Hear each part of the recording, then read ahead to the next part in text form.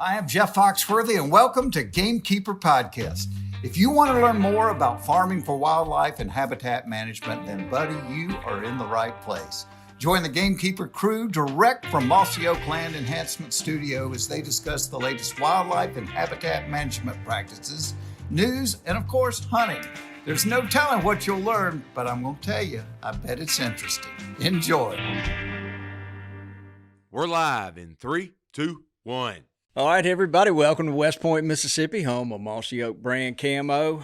And is it ever going to rain, Lanny?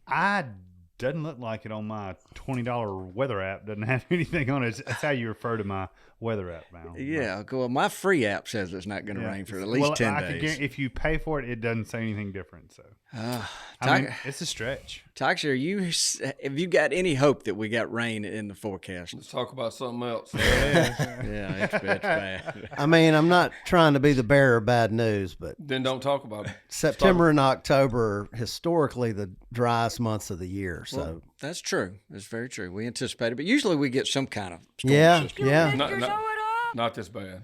Well, it's usually we usually get a tropical depression or something like that. We hadn't had it. I've had one year where it was just a massive abort of mass crops. I think we're getting after 03, 02, somewhere in there. And yeah, it's getting real close. We don't have anything on the forecast for 2 weeks. It's going to happen. that's not good. No, and then I remember at this time, and you think, well, at least they made acorns before it all fell. And when you find it's not good and they're not eating it. I would say big green, there were still green swamp chestnuts laying all over the ground everywhere. And this was late September, early October, and nothing touched them because they never put the meat out or, they just didn't finish their job.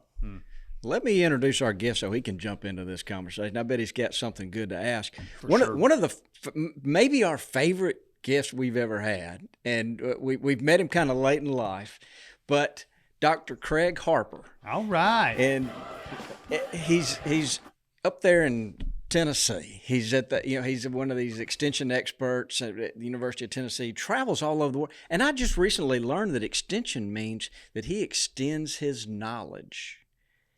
Look at you. To everybody. Didn't you write a book or something? No, not about that. But Dr. Harper, we're happy to have you. How are you doing?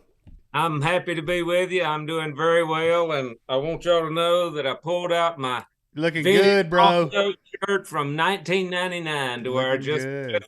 So. Don't. If you enjoy that shirt, don't even go look at eBay. What they would go for these bringing days. a pretty finish. It's crazy. That's vintage companions right there. It is. Bought this at the Mossy Oak store in West Point in the fall of 1999. That's awesome. That's a good looking shirt. That's a good looking wall of bucks. That would be a Larry Moore design. I still have and wear all of my old Mossy Oak clothes. I have new Mossy Oak clothes, of course, as well. But hey, what's good remains good. So That's right. I don't think he could squeeze another deer on that wall He's got behind them him. stacked in there just right. He does. I bet he can find a spot. That's just on one wall. There are other walls. Turkey tails too. I'm just going to go out on a limb and say he's not going to use that for an excuse to let one walk. No. Nope. I hear he likes hunting. Hey, man. I do too. He carries a drip torch around with him, a backpack sprayer, shovels. He's ready to go. Well, I mean, it's pretty much his office. Yeah. I'd much rather have that in my hands as a laptop. So Yeah, amen to that. Exactly.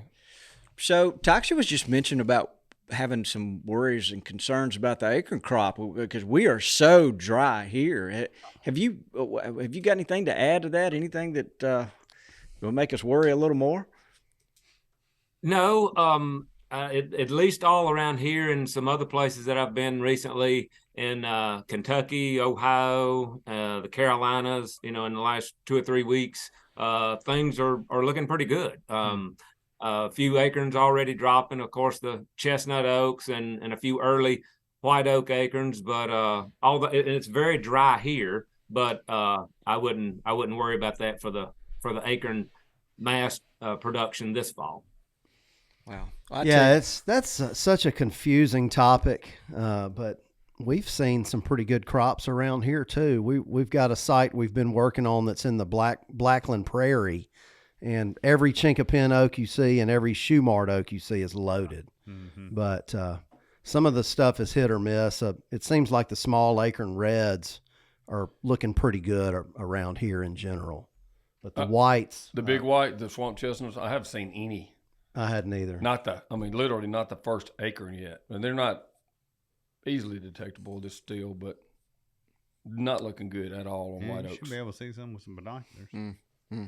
So, look, hey, Doc, we'd like for you to jump in here, if you will. You may know somebody that recently in the last few weeks has killed a deer or something, but we always do blood on the biologic. That time. Brought to you by LS Tractors. And I've got one I want to throw in here is Macy Watkins killed her first deer with a buck with a bow. I think it's her first deer. Oh, look at there. What a great deer. Yeah, they're in that bottomland, too. Yeah, congratulations to her. That's They were just here last week, and I heard the podcast that they did from here, which was just wonderful. Yeah. Now, hey, Doc, she killed that in Tennessee, so you may have had a hand in helping raise that deer somewhere, but that's awesome. Dudley, you got anybody?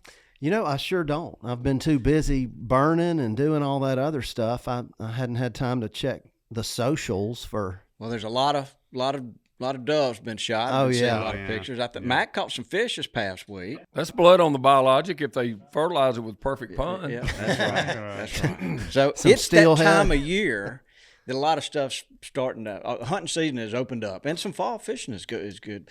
And we want to thank the folks at LS. They bring us blood on the biologic. But now let's turn to the good doctor sitting there with all those deer behind him. And would you just tell us a little bit about yourself?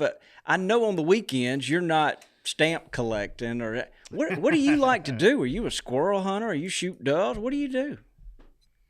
Yes, and you're correct. I do not collect stamps. I don't play softball. I don't go boating, whatever, kudos to those who do. But primarily I work. And when I say I work, it's not just at a computer, but it's in the woods, it's in the fields. There's always something to do. That's if right. you are interested in managing habitat for any species, and deer, turkey, bobwhite, some of the leading ones, of course, there's something to do always. As long as the sun shines, the rain falls, plants are going to grow, and that means there's something to do. So work, yes, but of course I like to hunt all kinds of things. I've gotten on some good dove shoots this year. Looking forward to deer season. That's my passion for sure. I'm glad that you don't have to choose between deer and turkey hunting, but you don't. You can do them both. So. And then I like to travel to different places, especially working and meeting with people and organizations and agencies, and squeezing in some time to hunt in different places. I think that's a rich experience to be able to go to different places and hunt and spend time with different people. No doubt about it. Amen. Yeah. Getting me fired up. Yep. Yeah, I just got that smile. He's just infectious. I like being around. Well, something else I like to do is, I don't get to spend that much time alone, but to walk out in the woods in the morning and talk to God. That's a very, very good thing to do. That helps me more than anything. You're very aligned with our good friend Dr. Chamberlain. He talks about exactly the same topics. He's a deer nut, just like you are, and all of that. And he was like, he was talking about how his group got along now and they didn't used to. So you go with your group and your buddies, and someone picks a stand that you were going to go to, and then people there in his group now say, okay, yeah, let me tell you what I saw there. Good luck there. And nobody gets upset about everything. And he made the comment, when people get upset about going to a stand that wasn't their first pick or whatever, he said, what's the worst thing you can do? Let's see. You could sit in the woods with just you and God all afternoon. It's not a bad thing. What's so bad about that? Very good. Yes. I was with Mike it's been more than that, 3 or 4 weeks ago now at an event, and we had a very good conversation and talked about such things. So Yep. Yeah, it's always nice to be able to talk with like-minded people and hopefully influence someone else. Yes, kindred spirits, big time. So earlier we were talking about how dry it is. So you in Tennessee experiencing some of this dryness, are you telling your food plot guys to do anything a little bit differently, or do you have any tips or techniques or anything you can share? Dances. Yeah, rain dances. No tricks to make it rain, of course. The thing I believe that is most important is to diversify your property.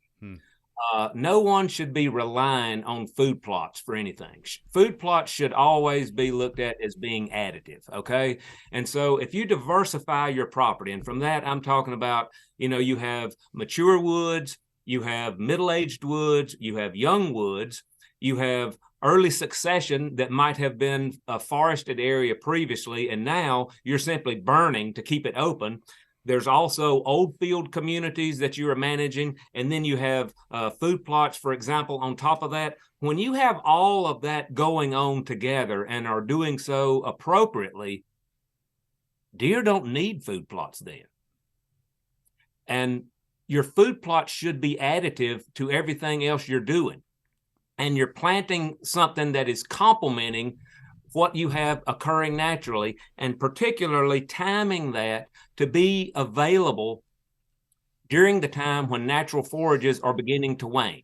And so right now, when you can kind of predict that we're fixing to could be going into a dry period, then if you have planted warm season crops previously, whether they be soybeans or cowpeas, joint vetch, lots of different products that you could plant and provide, those still are growing and doing well right now. The problem is if you have perennial food plots right now, they are suffering badly. And also, if you're going to plant annual cool seasons right now, you simply got to be patient and wait. I think that's one of the most important things, and something that a lot of people don't do, and that is plant with rain in the forecast. And I know a lot of people are absentee landowners. They don't live on the property. It's hours away, and you only get one chance to go and plant your food plots. It might be Labor Day weekend or whatever the case may be, and you got to do what you got to do. But something that cannot be stressed, that is very important, stressed too much, is planting with rain in the forecast. That is really going to up your chances of success, and then enable you to get what you want out of your food plots, which can truly be additive to what is available naturally.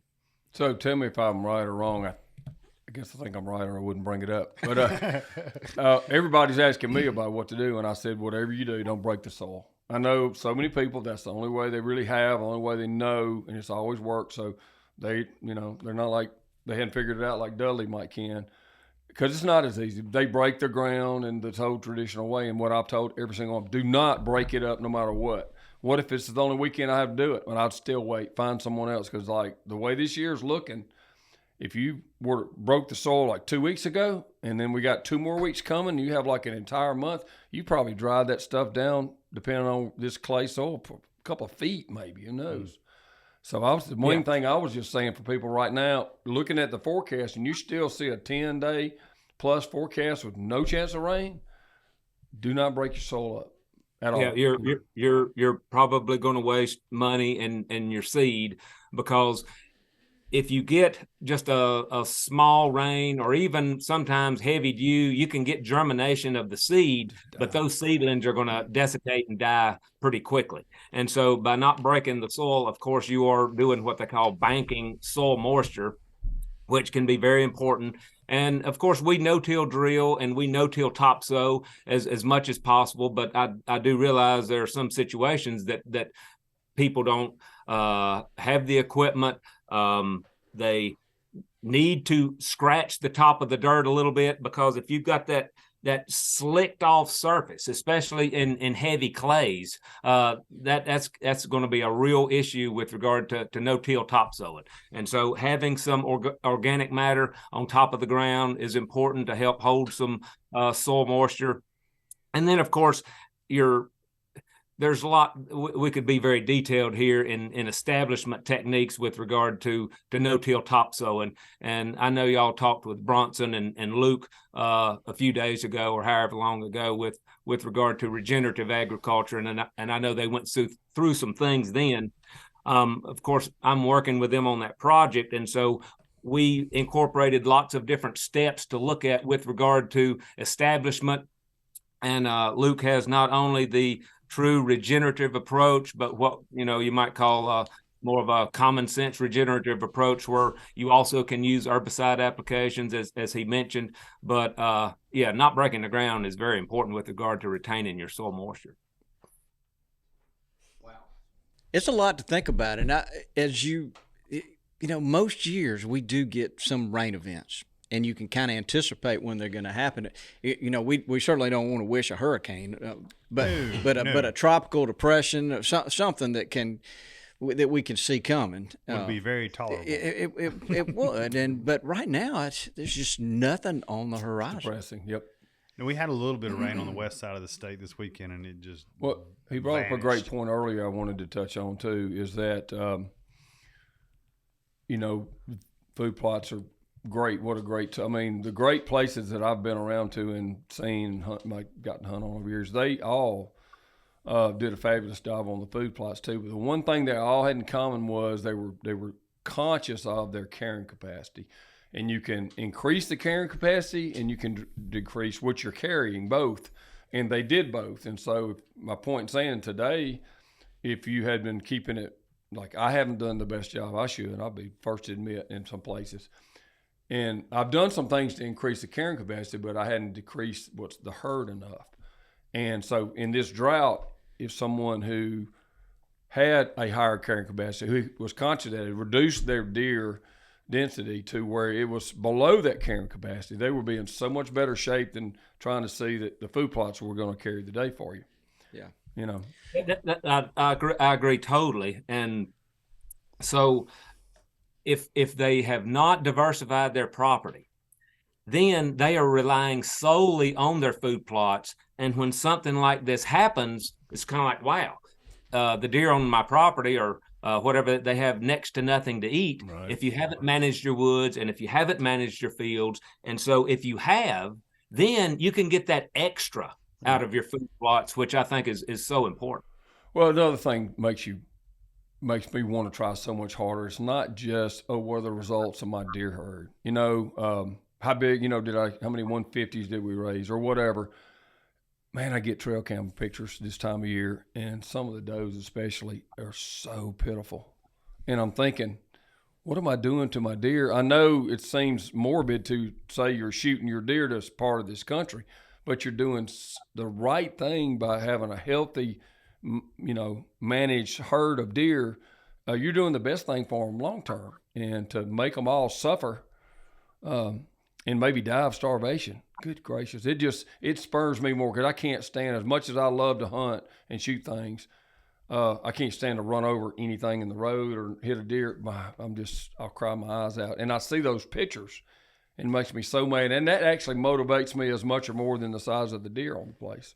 Yeah. And in some spots and down your way, of course, many of the does are still lactating. Of course, fawns still actively nursing that are born later, with a later rut. And so having that digestible energy available now, even through late summer, is very important with regard to enabling the does and bucks as well to enter into fall in good shape.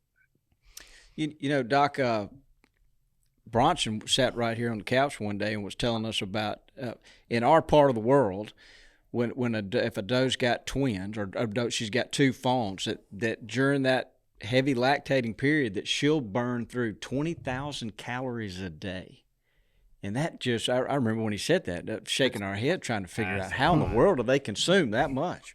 Yeah, the energy demand is tremendous. And so having some highly digestible forages available can be very important in terms of meeting their needs. Your daughter's been begging you to hunt since her little brother shot the big 8 last year. You've ran a fire, dissed the fields, got stuck, got unstuck. Planted food plots, fertilized, and prayed for rain. You moved trees, limbed roads, even bought one of those fancy cell cameras. So what's your excuse? LS Tractor. Moultrie was first in feeders since 1979 and is the leader in total game management. They're taking feeding to another level with the new Ranch Series line of durable and versatile feeders, perfect for both wildlife and domestic livestock. So Dudley, you can feed your goats. Whether you're a deer hunter, a hobby farmer, a land manager, or a rancher, Moultrie has you covered with several kit options, including a rotating auger, broadcast, or a gravity kit. And these feeders are 300 or 450 pounds. They're big feeders. All right, so guys, Moultrie is offering our listeners a 15% site-wide discount at MoultrieFeeders.com. Use code Mossy Oak with a capital M, Mossy Oak, at MoultrieFeeders.com and get that 15% discount. You know, we're on this subject of everything being droughty, a lot of us having food plots behind. And you're talking about, you know, well, if you're plugging all the other lower holes in the bucket, you know, you should be good. You know, food plots are gravy. But so what are some species that, you know, folks can see that this time of year the deer are going to be eating on? There are still a variety of forbs, particularly many of the asters. You can still see deer eating the leaves of even common annual plants like ragweed and maybe some fleabane. Some of them have germinated. Most of them are done. Blackberry is another. Partridge pea is another that still has relatively digestible leaves right now. Lamb's quarters is another. I mean, I could go down the list. There's a whole bunch of them, but others that are good earlier in the year, like pokeweed, are mostly done now over mature leaves, although those that have been eaten through the summer. Just yesterday, I was on a property where there was still pokeweed being eaten pretty regularly. But, you know, it varies from spot to spot, but there's lots of things that are still available. Another thing, of course, that is important even to now is the woody browse and semi-woody species. So greenbrier, of course, is very important and being eaten still right now. And if you have been doing some burning along the way, that's something that a project that we're doing right now. We've got a couple sites in Mississippi, I think 3 in Alabama, South Carolina, and also in Tennessee. If you're burning some during the middle portion of summer, well, now those sprouts are coming back out and they are highly digestible, just as the sprouts were as digestible if you burned in March and then you're looking at the browse quality in April, May, or if you burned in April, May, and then those resprouts in June and July. And so having continued disturbance by fire through the year keeps a pulse of fresh sprouting browse available. And you can watch deer go to these units that were burned a few weeks ago, just like you would see patch burn grazing by livestock. You know, as soon as you burn a certain area of a paddock and it begins to green back up, the livestock migrate right into that paddock, even without, you know, fencing. That's going to dictate their feeding pattern. So it's the same way with deer, and our camera data are so interesting, and that's exactly what it's showing, is that within about 3 weeks after burning and giving everything a chance to sprout back up, we're just picking up many more deer foraging pictures in those units as opposed to the other units that were burned a longer period ago. So when I talk about this point of diversifying your property, you know, if this is your property and it's all mature woods and you just have a few food plots, that's not a diversified property. And so if this is your property and you have some mature woods, you've got, you know, middle-aged woods, you've got patches of young forest all around, you have early succession, you have these old fields here and there, and then you have your food plots all around the property, that is a diversified property. And in each of those, you would be implementing different disturbance practices, not just in March and early April, but at all times of the year, and keeping your scale of disturbance relatively small, because you'd rather have a bunch of managed spots all around instead of doing all of your management at once. You're going to provide wildlife a lot more opportunities, both for food and cover by doing so.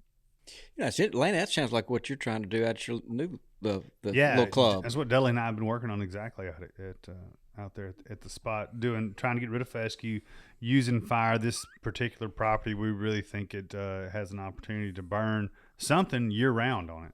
And that's ultimately what we're trying to get. when you look at an aerial of it, there's a lot of patches. You know, Yeah, you can yeah. see a lot of different potential areas for disturbing. And this is my first experience burning this late. So it's going to be exciting to see, for one thing, how it will help us establish in our new clover food plots behind the burn.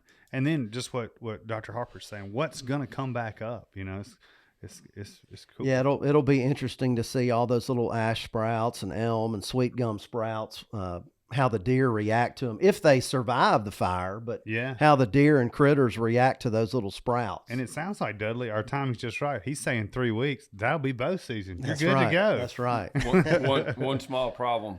I don't think without any rain we're going to get any sprouts. Yeah, We that's might true. not. And actually, that's kind of the goal in those fields. But Yeah, it we'll, is. We'll find out. It wouldn't take but one good soaker. Oh, one And, soaker you know, and it yeah, turned but green. until we Also, think about this: you have options. When you mentioned tall fescue, and so in having a sod grass such as that is a great opportunity if you want to practice no-till topsowing. And so you can sow these small-seeded clovers that do very well in that, and then apply glyphosate to kill the tall fescue, and then that organic material that is on top of the ground then provides a good environment with regard to the seed germinating and holding moisture better, as Toxie was mentioning, for the seedling survival, and you can get an outstanding clover plot by doing so. Alternatively, you could spray the tall fescue and let it go. The seed bank will respond. You'll have some really good plants with regard to deer forage or turkey brooding next spring, summer, but you'll also have some that you probably don't want. And through a previous conversation with you all, I think we covered this some, but that's where we practice spot spraying. Simply by going into these areas and doing some spot spraying, especially what I like to do best is off of an open cab tractor, because you're kind of elevated, and with a PTO sprayer, you can easily spray, 50, 60 feet in either direction. You're just hitting the stuff that you don't like, leaving the stuff that you like, and then you're letting Mother Nature fill in the holes. So it's an outstanding way of managing fields and having not only food plots, but other plant communities that you can think of as insurance when weather is not allowing your food plots to perform as you would want them to. Yeah, I think we're going to have to do some spot spraying. Our project is largely getting rid of the fescue, but there is some scattered Sericea lespedeza, so we'll probably be doing some spot treating on that. And we next should year. try what he was talking about, planting clover before we spray the other fields. Yep. We really should. One issue that you may have is, of course, right now the tall fescue has essentially shut down. In late summer, that it's just the worst time of year for tall fescue production, and you want it to be a good period of production. You want it to be green and actively photosynthesizing to get the best kill possible. And sure. so that's going to be, through the many experiments that we've done, that's going to be in the fall. And so typically we try to target areas that we're going to spray tall fescue after a couple of frosts, because in those fields you're also going to have usually some desirable plants of different forbs growing. And so by waiting until after a couple of frosts, those warm season forbs have either died or shut down. And so then you can use a broad spectrum herbicide such as glyphosate, which is the best one to use to kill tall fescue in the fall after a couple of frosts. And that way you will absolutely get your best kill. And over the years, what we've measured is within 3 to 4 years after spraying, you have no more than about 3% tall fescue recurring. If you spray in spring, when fall tall fescue is actively growing, you can expect 20 to 40% of the field to be back in tall fescue within 2 growing seasons. So that fall application is very important. I would not be spraying tall fescue right now. You likely will not get good results. Good to hear. Wow. Yeah, we've pumped the brakes on it for sure. Yeah. Because I think we sprayed 4 to 6 weeks ago when we had some rain and it was growing, and got a good kill on it. But to your point, that's our plan. Everything shut the down. part of the Yeah, fields. for Part B. For Part B, it's the plan. So I can't wait for He's got to come look at this I've been place. talking to him all summer about Yeah. coming down and going deer hunt. He wants to come go deer hunt. We got lots of deer. Imagine Come that. on. Yeah. We'll let you wear the horns. we were on a property, and you said that you couldn't get as many does killed as you wanted, and I said, hey, I'm Sign him up. open to Yep. Yeah. help shoot Let's some do does. it. That's Let's grand do it. fun. Half trigger will travel. Yeah, that's right. So while we're on this subject, Doc, one of the things I wanted to talk to you about was, in your experiences, you kind of touch base and talk to a lot of people across the Whitetails range. Do you feel like guys are shooting does like they should? Have we kind of gotten soft and are not being as aggressive of harvesting our doe numbers as we should? I don't think it from my perspective, I don't think it's that much different than how it's been for a long time. There's still, believe it or not, some out there that don't think you should shoot does regardless of the density. But that's not many people anymore. What I see as an issue more times than not is people acknowledge that they need to shoot does, but they don't. And they oftentimes will, I don't know if it's appropriate to say it's an excuse, but their reasoning is, well, we'll wait and shoot the does towards the end of the season because they don't want that to get in the way of hunting bucks. And that can be a problem. And of course, there's those who say, well, you ought to shoot the does early. By taking does out earlier, then you leave more food for the deer that are remaining. I've even heard some make the argument that if you shoot them early, then the bucks don't expend energy on chasing around does that are going to be taken later. But, those bucks are going to be expending their energy regardless, so I don't use that as a real excuse. There's also some who want to shoot them late because they say, we want that bait, the does as bait for the bucks on the property, leave them there through the hunting season until after the rut, and then we'll try to shoot them then. That's the worst. That's the worst reason I've heard, because I've witnessed it. Less does mean they got to travel more, and more travel means more chance of seeing them. 100%. It's just, it's just a statistical fact. The more they're on their feet and travel, the more chance you got of seeing them. Sure. And every property is different, but I look at it in general as two situations. One, you have a property where you need to shoot some does to maintain the population where it is.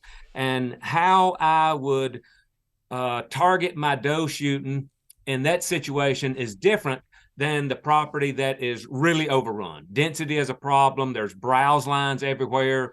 The weights per sex and age class are low. There's no fat on the deer when you pull the hide off. I would do things differently in that situation.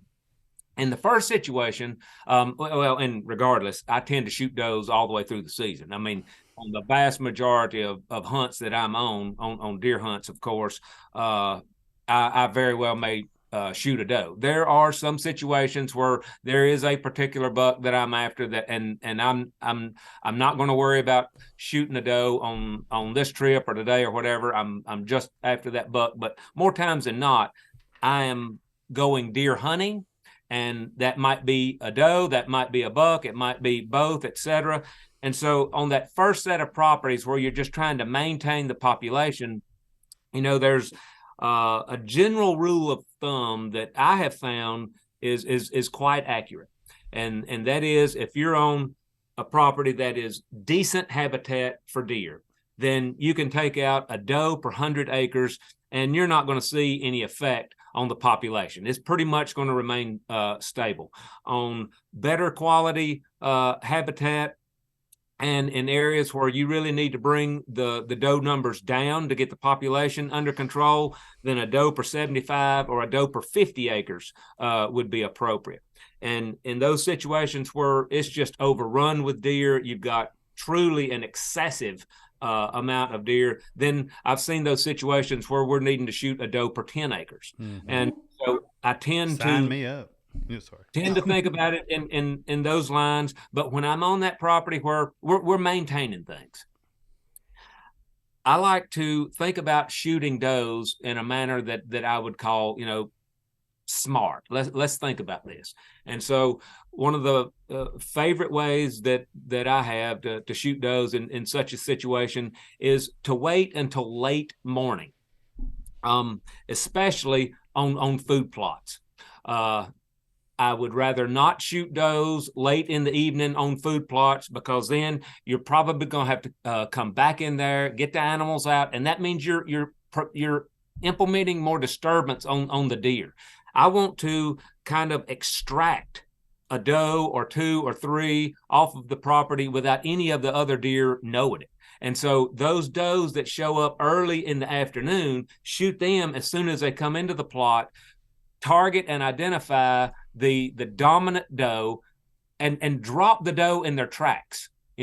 Don't try just a lung shot. Drop the doe in their tracks, and then the number 2 in line, they will all be standing there. What just happened? And then you literally can have 2, 3, 4 white bellies popped up in the field. Get the deer out of there. The other deer don't know it if they come in. Alternatively, you might be dropped off at a stand somewhere, and somebody's going to come and get you later on. With those deer laying there in the field, it's commonplace to have other deer come into the food plot, feed, 5-10 yards from a doe that is laying there dead. The presence of a dead deer is not going to run things off. The sound of a rifle is not hunting pressure. The hunting pressure is your presence. And so not, scouring into areas looking for blood trailing deer and whatnot, that's not a smart way of shooting does if you're trying to keep bucks coming into areas, into food plots in the daytime hours. So I love to hunt in the woods in the mornings.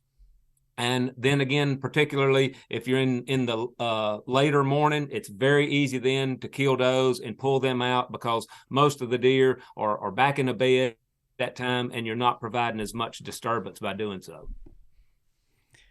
Boy, he laid out a good plan. I like that 3 or 4 does bellies in the field. That's my style. Where legal. Yeah, where legal. Yeah. For sure. Within the confines of the law. We can just use our reg book, but I think they changed the law in Mississippi. I think it's 5. You can kill all your does in one day. You can shoot them all in one day if you want to. One day. Yeah. Yep. And that's what we're going to try to do. So, Craig, where are you shooting these does? You shooting them high in the shoulder, or where are you shooting them so they drop in the field? Most often, and be patient. Wait until the right shot. And you can drop deer consistently at 200 yards. And of course, different people are excellent shots. Most people are not. And so don't try to take that 150, 250 yard shot if you're not good. And let's just call it like it is. And having the deer at 50 yards or so, for those who don't shoot that much, that's going to give them a better target. Having them perfectly broadside, square centered in the shoulder, come straight up the leg, mid body line, bam. More times than not, that's going to put them straight down on the ground. And if you're wanting to lower the deer density, not just maintain it, taking out those mature does is very important, because those are the fawn production factories. If you want to take some deer and keep the density where it is, I leave those mature does alone. I want those experienced mamas out there. They are the most important. I then, and does this not make sense? I'm choosing the yearlings and I'm shooting the doe fawns. It's the best eating deer in the woods or on the property. So, I love to shoot young deer. I like to think that's what God eats for supper. So it's absolutely delicious. And hey, I'd a whole lot rather shoot 2 or 3 doe fawns as one mature doe if I'm not wanting to lower the deer density, but just keep it where it is. That makes sense. Never thought about that. So I'd like to circle back to something you said, that the gunshot is not hunting pressure. And that's been one of the things I was scared of, is, but I don't want to shoot any more than I have to.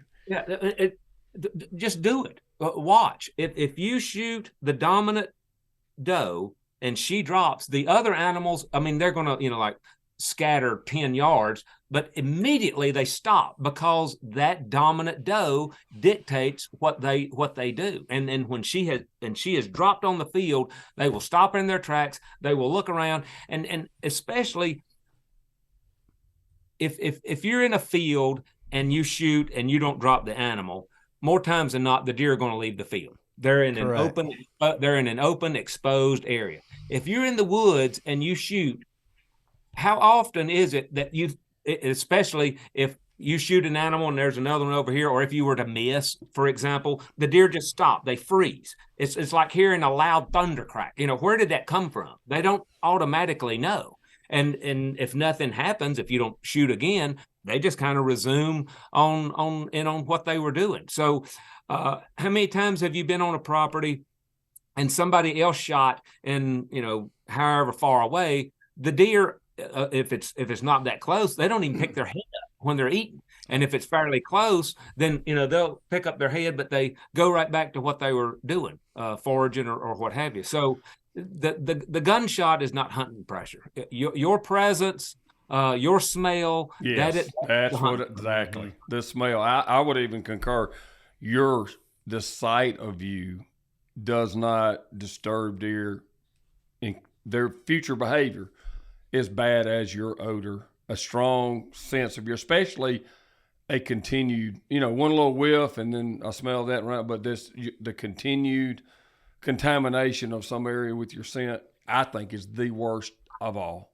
Yeah, I agree. And you don't have to be there. You can be gone from that area and the deer come out and smell you. I mean, it's like get in and out without touching or whatever. I mean, it's crazy. That's interesting what you say about the whole, shooting the mature doe first. Mm-hmm. Everybody stays. I want to say I read that in an old QDMA magazine years ago. Yeah. You or Joe Hamilton or somebody wrote it, I'm sure. He probably wrote it. It just makes sense. Yeah. It's fun to think about, have a little strategy behind everything you do hunting.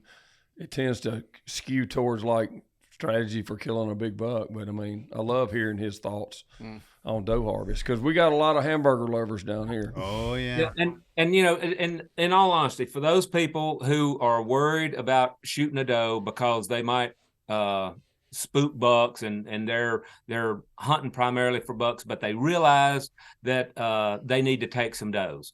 I'm telling you, there is no better time to do that than late in the morning. More times than not, the bucks are already in their bed, and then here comes a doe and a couple of fawns, or maybe a lone yearling doe, or whatever the case may be. And it's 10:30, 11 o'clock in the morning. Man, pop her, extract her right out without a lot of fuss and noise, and you're good to go. You haven't bothered a thing. Yeah, we talked about this with Mike. It goes beyond the harvest part of hunting pressure. Just there's a lot of walking through the woods scouting hunting pressure, walking into their bedding area and leaving, with whatever non-rubber boots and making a bunch of racket or them seeing you. But one of the points I was trying to make, I think it would help people a lot is don't, they're hanging stands as hunting season is almost on us or during hunting season. So, and I've told Neil so many times and he gets it too now, don't hang a morning stand at daylight. Or at 7 o'clock, or don't scout for the morning stands then. No, even then, it's like hang, if nothing else, what made me think about that is the middle of the day is the time to do all of that probably. But for God's sake, don't hang an evening stand on a food source in the afternoon, like one day before you're going to go hunting or something. But it's crazy how many people do that and they're just not conscious of that footprint they're leaving, when they do that. Because I've watched a deer, you watch your cameras.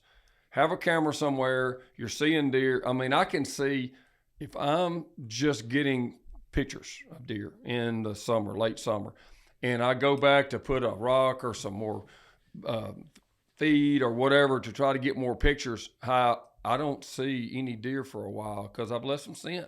Mm-hmm. And it takes them a while. It's crazy in some places, just your presence changes so much. Nosler suppressors are made for hunting. Adding a Nosler suppressor to your rifle will make you a quieter, more accurate, and more effective hunter. Protect your hearing and disturb less game with a Nosler suppressor. The time to hunt quiet is now. Learn more at nosler.com. The Furminator is the industry's most versatile piece of food plot equipment, allowing plotters to do every step of the process, working the soil, adding seed and soil supplements, and compacting, from start to finish with a single implement. It's hassle-free by design. Set it for the seed size and simply drive the tractor, and the Furminator does the rest. Check it out at thefurminator.com. Laney, you got a question for him? I was going to ask about clover. We kind of touched on that, and we're talking about does, which is my favorite thing in the world. Yeah. So yeah. You're good. I'm good. Yeah. Hey, Doc, he always complains after it's over with. I didn't get to ask a question, and I throw him an opportunity, and he's like, I actually got it in quick today, but I'll come up with another one. I've got one. It's a bit random, but it has to do with the property we've been managing lately. It's got a lot of overgrown cedars. This is a Blackland Prairie site. Hadn't seen fire in eons. Other than like running a fire through cedars, it's as probably being the most economical way to do it. We were talking about chainsawing them, but they always have branches all the way to the ground, and they're such a pain to get rid of. Do you have any solutions for that other than running a fire through them? But what are you wanting to do? Just get rid We're of wanting to get rid. We're wanting have to more sunlight come in for more food. Yeah. Or correct. 100%. Just big areas of cedar coming up. yeah.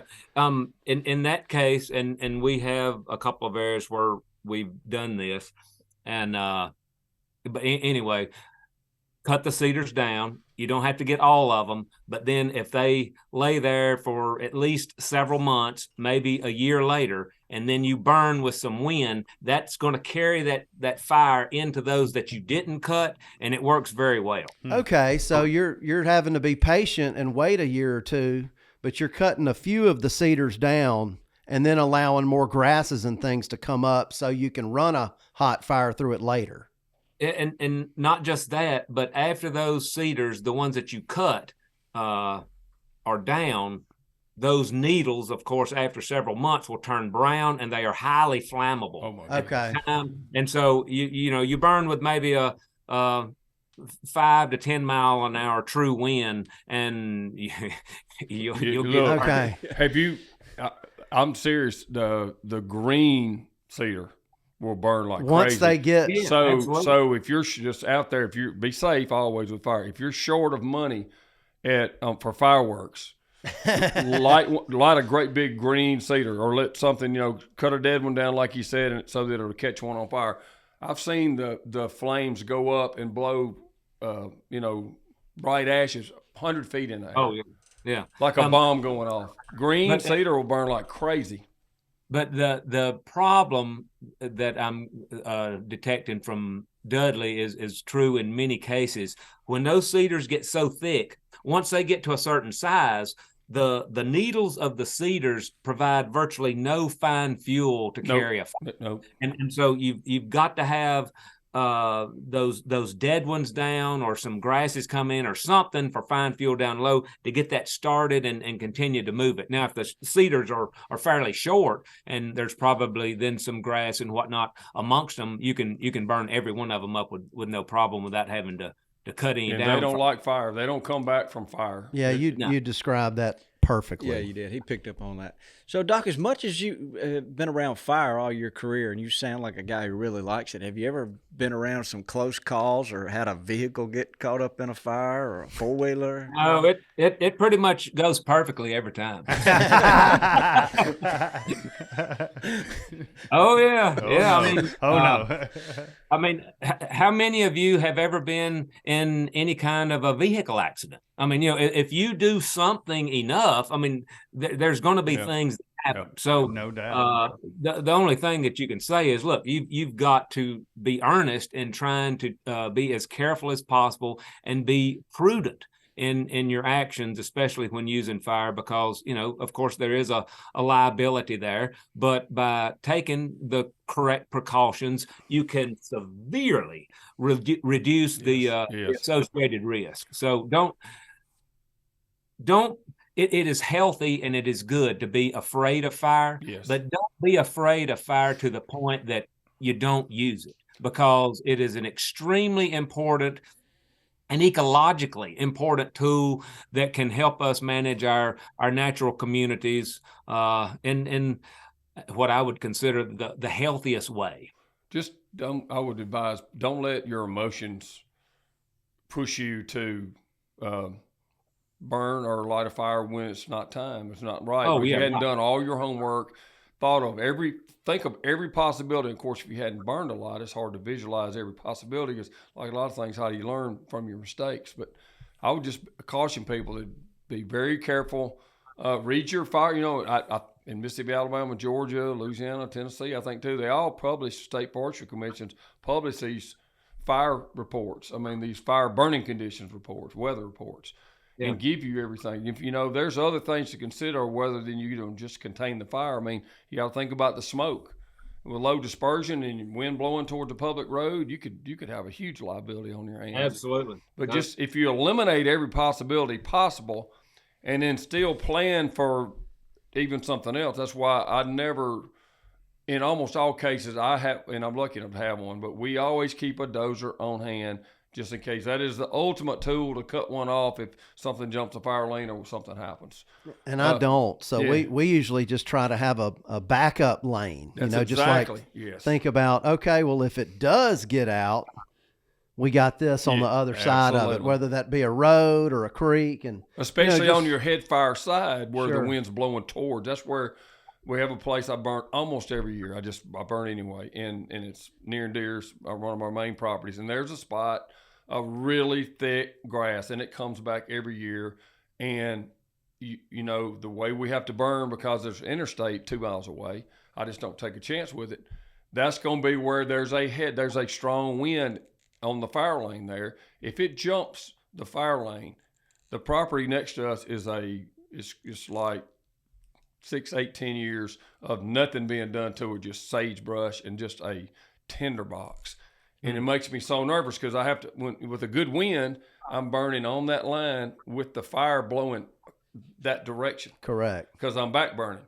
And all it takes is one little gust. I've seen them blow stuff up in there that's still burning, and I'm chasing it till it hits the ground, scared to death. But I mean, my only point was just go through every possibility, and you'll be fine. You really will. To circle this back around to what Bobby was saying was going to try to be like the theme of drought and food plots with regard to fire risk. Number one, think about, we're talking about drought and what you would do with food plots and this, that, and the other. Make some lemonade out of lemons. Right now is a great time to burn. And so we can't control the weather, but we can be ready for it. And so if you're ready to burn, and we got, dry conditions, and some places may, of course, have a burn ban on because it is so dry, and so you can't then. But, when the burn bans are lifted or right before they go into effect, try to get more of your burning done at this time of year. It leads to outstanding plant communities for deer, turkeys, and other species. And the other thing is, by doing more of your burning during the mid and latter portions of the growing season, that is, relatively speaking, the least intensive time to burn. Most of the burning is done during the dormant season, March, early April, etc. And that's when full sunlight is coming into stands, especially hardwood stands, because the leaves are off, grasses and whatnot in the fields are brown and dry, 1 or 2 days after a rain event, and you got relative humidity of 30-35% and bluebird skies. I mean, that's the most intensive conditions you're going to have. Whereas if you're burning in woodlands and forests that have 30 to 70% shade, that right there dampens the intensity of the fire dramatically. All of the green material that is in the understory, all of that chlorophyll is essentially, what typically around 85% water, in the leaves. So that dampens the intensity down. And so, especially if you haven't done much burning, now is a great time to get experience with it. And I'm not saying now in terms of a drought, but and there could be volatile conditions, especially in fields. But think about doing more of your burning during the growing season, especially to burn more smaller areas and get more experience with fire, and do so when conditions are not, so volatile that it might be dangerous. So, Craig, you're not going to tell us a story about burning up a four-wheeler, are you? Thank God I have not burned up a four-wheeler, but I'll tell you what I did see one time is someone who was with me, and I won't name names, they parked the four-wheeler inside the fire break instead of outside the fire break. And the fire was moving, and I got there just in time to get the four-wheeler out. So. I know, I won't call names. I know one of the safest people on the planet who's extremely experienced at burning. And they still, it was a grass fire, which are, as you know, with some wind is the fastest moving. Oh, yeah. And he ran a four-wheeler right off in a big lake to save the four-wheeler and him. I'll tell you what has caused more problems when we're burning over the years. And we are very safe. We are prudent. We know the conditions. We know the conditions not only on the day of the burn, but it's just as important to look at the conditions that night and the next morning. Mm-hmm. Because so many times snags will catch on fire, and then the wind picks up later and blows the embers across fire breaks. So, and it doesn't even have to be a snag. One time we had a fire get out, and it was from a dead limb in a live tree. I mean, what are the chances of this? A spark got onto that, caught it on fire, and then that blew embers across the fire break. So it was a pine tree? No, that was an oak. Wow. Just post-fire mop-up and really carefully going through and evaluating what's going on. Is there anything else smoldering or smoking? And more times than not, when I burn, I will go out late that evening or, even well after dark, because you can see the glow then. Mm-hmm. If there are some snags on fire or whatnot. And that has saved some problems a couple of times of noticing, oh, I didn't see this earlier. But once it gets dark, you can see the glow of something that's still on fire smoldering. It's a good practice to just say, period.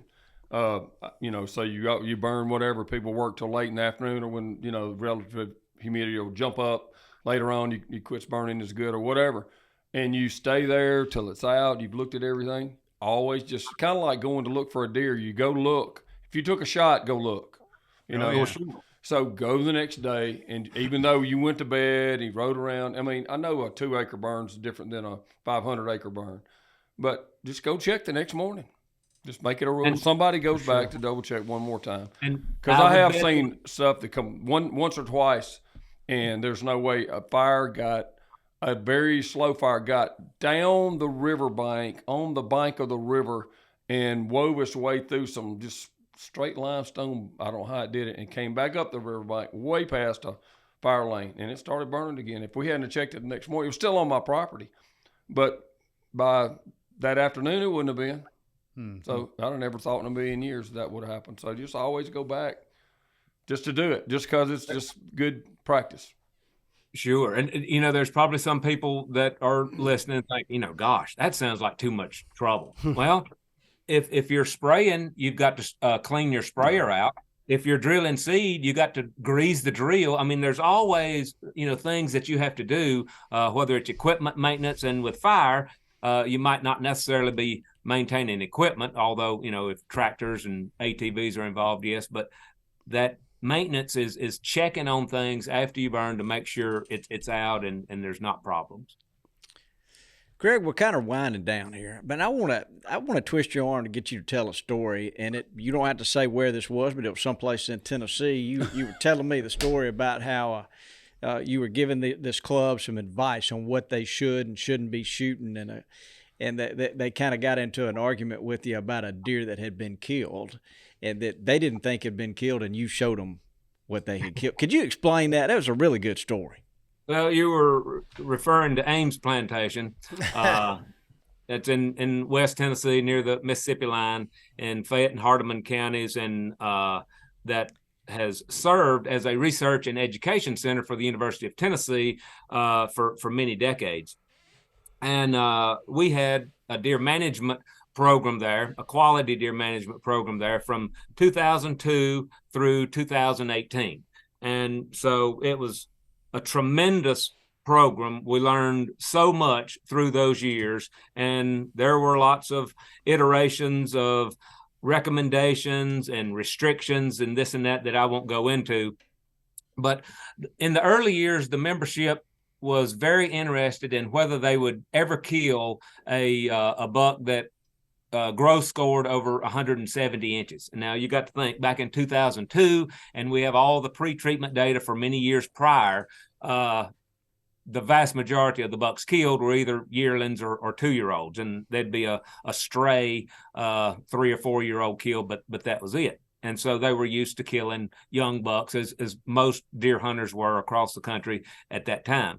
And it was a membership that was usually somewhere between 80 and 100 members, and there would be about a 25 to 35% member turnover each year. And so I would come in and give a seminar, or whatever you want to call it, give a presentation or two every year in August prior to the season for that year's membership, and give them an update on things. And here's where we came from with regard to data collection, and here's what's going on, and latest in deer management issues, etc. And so this was after the club had been going on for several years now, and they were killing some studs. I mean, some really nice deer were coming off of Ames Plantation, but they had not killed one that gross scored over 170. And I got that question again, and I said, well, sure. I said, in fact, y'all killed one last year that gross scored over 170. And they said, no, we didn't. I said, yes, you did. And they said, no. And a couple of them in the back said, Craig, no, we didn't kill. I said, yes, we did. I just saw the harvest sheet a couple of hours ago. And of course, I saw it from the previous season months ago in January anyway. And I said, one of you killed a 3-year-old that gross scored 142 inches. And I pulled up my phone and I said, now, if you take 142 divided by 0.78, that's 182 inches. Somebody killed a 182-inch buck. It's just that you killed it a couple of years before he grew that rack. And do you know, it was that guy who asked me if you think we'll ever kill one. And so now they're ribbing him. You're the one that killed that one. And so, you can't expect to be killing, big deer if you're shooting them when they're 3 years old. But that's a perfect scenario. I'd have loved to have been there. In your face. It was 182. Well, Mark Turner is a graduate student of mine right now, and we're looking at data sets from all over the eastern U.S. at projected scores, and looking at the food amount and quality on these properties, and seeing how the amount of food is correlating with doe weights, and how the doe weights correlate with the buck body size and the buck antler score. Mm-hmm. And it's a very good correlation. Simple that the more good food you provide, enabling the deer to be bigger, that's later going to be represented with regard to antler size on their heads. And Bronson and William McKinley have some excellent data sets in Mississippi that we're also incorporating into this study. Bronson is in on this project with us, but we've got data, I think now, I'll probably get this wrong, but I think it's from at least 16 states and around 45, 46 properties. So it's extensive. It's from New York to Louisiana to Kansas to Wisconsin, the Carolinas, all over the place. But latitude is not mattering. It's the amount of high quality food that the deer have, and it makes a big difference. I remember someone telling me a long time ago what makes great genetics, because there was so much talk about the genetics. And an older guy said what creates great genetics was years and years and years of great nutrition. I was like, that's probably not 100% true, but it's a pretty good rule of thumb. Yeah. And Wow. I know Bronson has been with you all explaining the epigenetic effects, so it's fascinating to consider how all that comes about over the years. Yeah, it is. Craig, we just love having you. No doubt. Lanny, we need to get him a sponsorship by Nosler Ammunition for all these does he's out there shooting. I like it. No doubt about He'll it. take Well, it I too. shoot a lot of Nosler bullets. I can tell you that. That's favorite, a good bullet. Look at his walls. I'm telling you, couldn't squeeze a squirrel up Bobby there on the wall. has horn envy, Yes, he does. Yeah, I was going to say that's antler envy. it's pretty good looking taxidermy too. They look really realistic. I love the turkey tails. I love the turkey tails. I've always thought whatever money you put into taxidermy is worth it, because you're going to be looking at it for a long time. Yeah, that's Hopefully, true. yep. That's true. I Wow. feel like when I get to hear him, and it was like going to get a good sermon at church, because, to get fed, there spiritually, and but then you leave inspired, and then kind of resolve to do better, and live that life you were inspired, and keep it in your everyday life, not just on Sundays. And so I think about all the stuff that I'm not doing like I should be, and being disciplined enough, because there's a lot. And, when I get through listening, I made notes like, you've got to do this, you've got to do this, you've got to do this. I feel like I went and heard a sermon. So thank you, preacher. Yeah, I like, Excellent I like point. the burn in the fall sermon for sure. that's a Y'all compliment. y'all are always fun to talk to. Dudley, have you got some rapid fires for him? Actually, I do. Okay, so I think you've done this before, but I did most of this with like habitat related stuff. So I don't think I have done this. okay, so we're basically going to ask you 10 or 12 questions in rapid fire.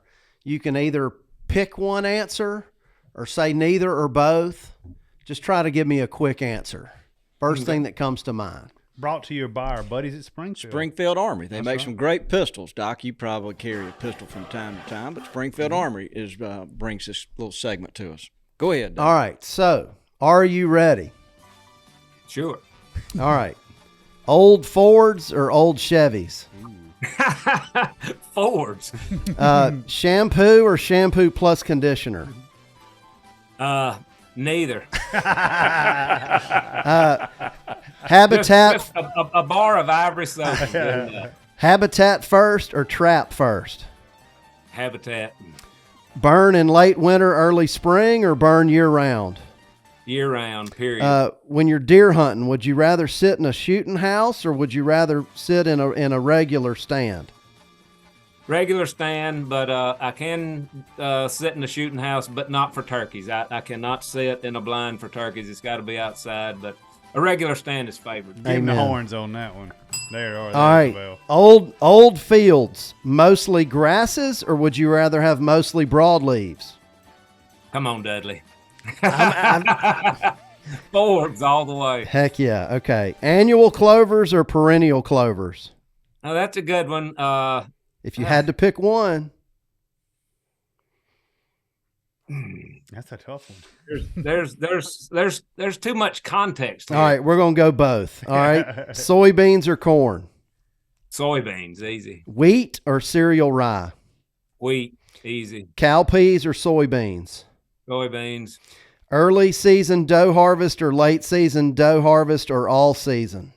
all season. Fall turkey season, yes or no? Ugh. He's scared to answer that. If it's for gobblers and that gobbler counts toward your annual limit, that's fine. Okay. Ah, White oaks or red oaks? White. Fertilize mature oaks or release them from the competition? ooh. After 10 years of work on that, we're going to release them from the competition. Heck yeah. Nice. Okay, that's it. Good job. Yeah, that's good. That's it. Good. Craig, before you go, tell our listeners about your book. It's the best book. I love it. It's awesome. Yeah. How can they get it? Tell them about it. Well, unfortunately, right now it's out of print. Oh, So boy.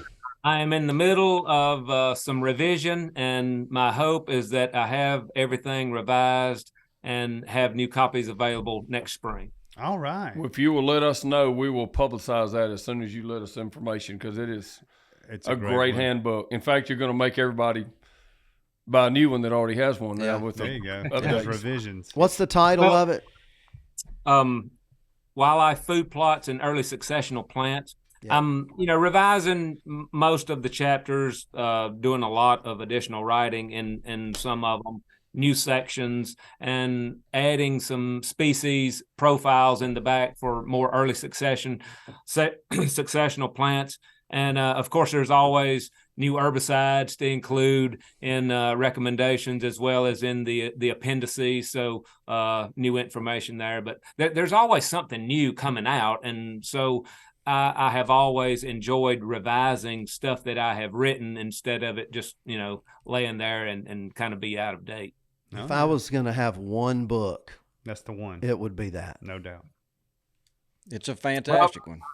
Appreciate you saying that, but truth of the matter is, much of that information would not be available if not for the graduate students who have spent so much time and work on that over the years. And it was written simply to provide practical information to those who want to plant food plots and those who have an interest in early successional plants and the value that they can provide so many species, but deer and turkeys in particular. Yep. All right, guys. Well, we're going to have him on again. We're going to talk about I hope early so. succession. Sounds like he's going to come shoot some does. Yeah, he's going to come down, and we're going to put him on the couch. We're going to put some nozzlers in his magazine. That's right. All right. We're going to get Let's to do see. it. We're going to get to see him really smile, I think. Might talk about different cartridges. That's always a fun. Oh, Yeah, God, that's man. very, We love yeah, that. very, very. Talk about a polarizing. can of worms right there. 308. Have to 308. get Carsey out here with him. Yeah, we will. Well, Dr. Craig Harper, we sure appreciate you being here. Yeah, thanks for what Good you to be do. with you. Yep. Appreciate what y'all do. Tennessee's lucky to have you. We're not going to say a whole lot about Tennessee, the University of Tennessee, but UT, you would not find a better place to work. Go Vols. We didn't turn out so good a couple of weeks ago, but brighter days are ahead. We're gonna finish out strong. We know exactly how you feel. All too well. All too well. That's all right, sir. Well, thank you so much. Thank you Craig. so Appreciate much. you being here. Amen, Yes, sir. preacher. What a great guy. No I've doubt always about it. enjoy having him. The And, best. So, look, before we kind of wrap this up, there's at least one thing I wanted to say. Jim Shockey Yes. lost his wife. And what An angel of a lady. Yeah. Yes. Great I mean, lady. just reading Great about family, too. it's just so, just our hearts go out to him, the whole Mossy Oak family. Yeah. I know. And I just want to make sure that we said that we were thinking about Yeah. you. I mean, you could just, I know I say this a lot, but it's kind of a definition. You could look up the word grace in the dictionary, and I think her picture would have been there. Just the sweetest, most graceful person you ever met. Yeah. And Yeah, that's a tough time on that family. Tough So, life. It we are is. thinking about them. So, guys, is there anything else we need to point out?